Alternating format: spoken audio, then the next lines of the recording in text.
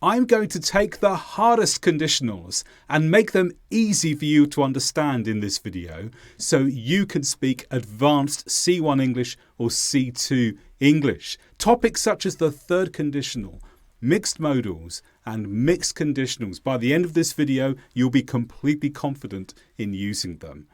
Let's start with the third conditional, which is to do with the hypothetical past. And it's useful to tell a story to introduce this. Imagine your friend tells you about his day. I walked to the library, but then it started to rain. And your friend started thinking, if I had taken the bus, I wouldn't have got wet. This is a third conditional sentence. Why is it third conditional? Well, let's study what's happening here. First, he is thinking about the past. So the third conditional is for past situations. But this didn't happen. He is imagining that it did happen. So the third conditional is used when we think about the past and what could have been different. Imagining what might have happened that did not happen. And we use this structure to explain it. We use in the first part of the sentence, in the first clause, if followed by the past perfect form. So the past perfect is made of had followed by the past participle of the verb, which here is taken, and then the rest of the clause. In the second part of the sentence, the second clause, we have a clause with would, so I would. Here it's a negative, I wouldn't. Then have, and then the past participle got. Some Americans may say gotten, by the way. I wouldn't have got wet. So that's the structure, but we can do different things with the third conditional as well. We could, for starters, turn it around. And we could start with the would part first. I wouldn't have got wet if I had taken the bus. Or if you want to make your speaking a little bit more advanced, you could do this. You could use inversion. Inversion is where you turn around words at the start of the sentence. So instead of if I had taken the bus, we can use had I instead. We don't need if here at all. We just put had at the beginning, then the subject, then the past participle of our main verb. It's an advanced way of speaking about the third conditional. It's a way of making your writing or speaking more varied, so do use it.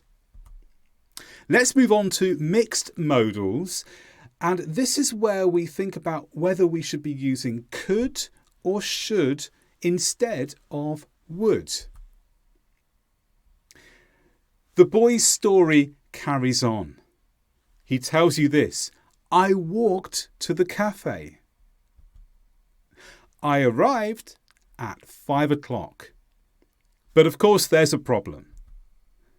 It shut at 4:30. So again, the boy thinks about different possibilities. This time he's thinking of a taxi, and he tells you this: if I had taken a taxi, I could have arrived on time. Not would here. We use could instead. But why? Let me explain.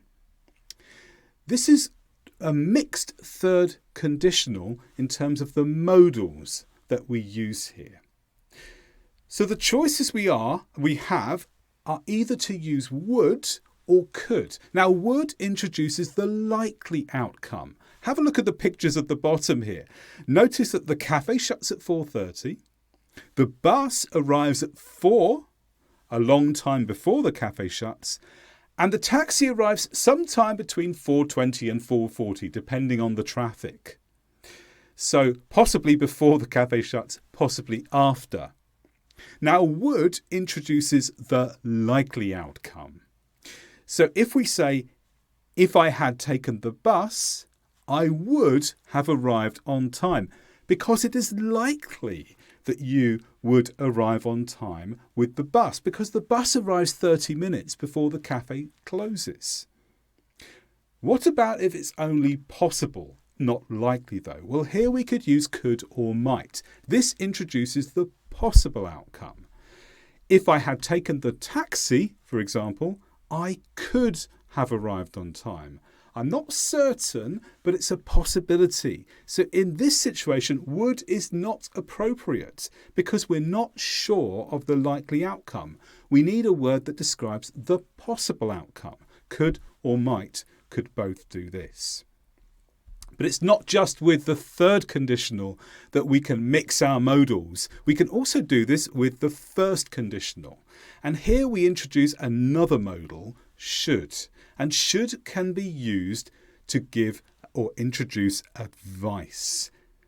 So let's think about the possibilities here. So you want to take the bus because it arrives earlier, but what do you do if the bus doesn't come? Well, if the bus doesn't come, you should take the taxi instead. It's advice. Take the bus, but if not, here is my advice. You should take the taxi instead. It's the next best choice you have. But remember here, because it's the first conditional, we're thinking about a future situation, not a past situation here. We're using should to give someone advice about the future. We can use should for past advice, but not in the third conditional. We can also use could and might to introduce the possibility here as well. If you need to get there sooner, you could take the taxi. Again, this is future advice. We're advising someone about the possibilities in the future. And we can also mix the second conditional too. And here we can use could or might instead of would to introduce an imaginary possibility. For example, if the cafe closed at 5 p.m, we could walk instead of taking the bus because you'd arrived there on time. So here could indicates a hypothetical possibility, an imaginary possibility. Why is it second conditional though? Because it doesn't close at 5 p.m. We're not talking about a real situation. The real situation is it closes at 4:30. The unreal situation is it closes at 5. We're just thinking about it. So that's why it's second conditional. Okay, let's move on to mixed conditional tenses. And here's the last part of our story with our friend. So the day is nearly finished for our friend, and he says this: I was walking home, but of course there's a problem. There was a storm, lightning, thunder. He couldn't walk anymore. So what did he do? I sheltered in a tunnel for an hour because the storm was really long. And again he starts thinking, and this time he's thinking of the train. And this is what he thinks. If I had taken the train, I would be home by now. Now, if you look at it quickly, you might think this is third conditional, but it's actually a combination of the third conditional and the second conditional. In the first part of the sentence, if I had taken the train, it's an imaginary past situation, third conditional. But the consequence actually affects the present. It's an imaginary present outcome. If I had taken the train in the past, I would be home by now. So we're mixing the third conditional and the second conditional because we have a past situation affecting a present outcome. And we can do this in other ways too.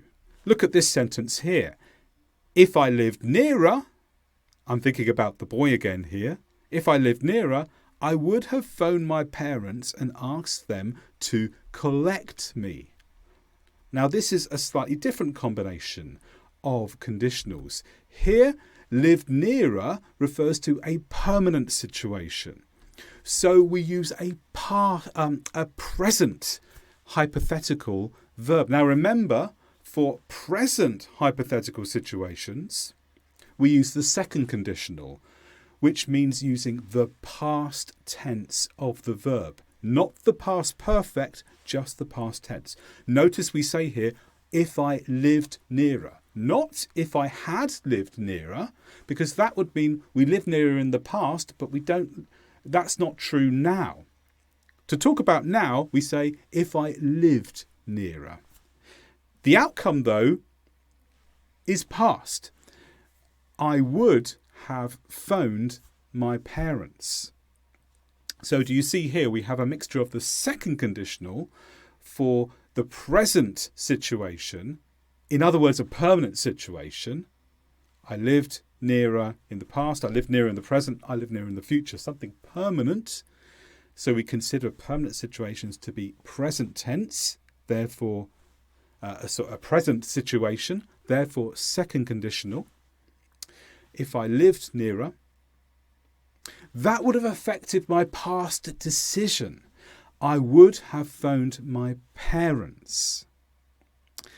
So we see we can mix these conditionals in different ways. We can mix the third with the second. We can mix the second with the third if certain situations arise. They're unlikely, but it's good to know in case you need to use it. And if you can use it correctly, then you're showing your listener that you can speak with really good advanced English. And don't forget, if you want to learn more advanced English, join my C1 or C2 English grammar course with the link in the description below, or I have other videos that I've released on conditionals on YouTube. Click on the link below to go to one of those.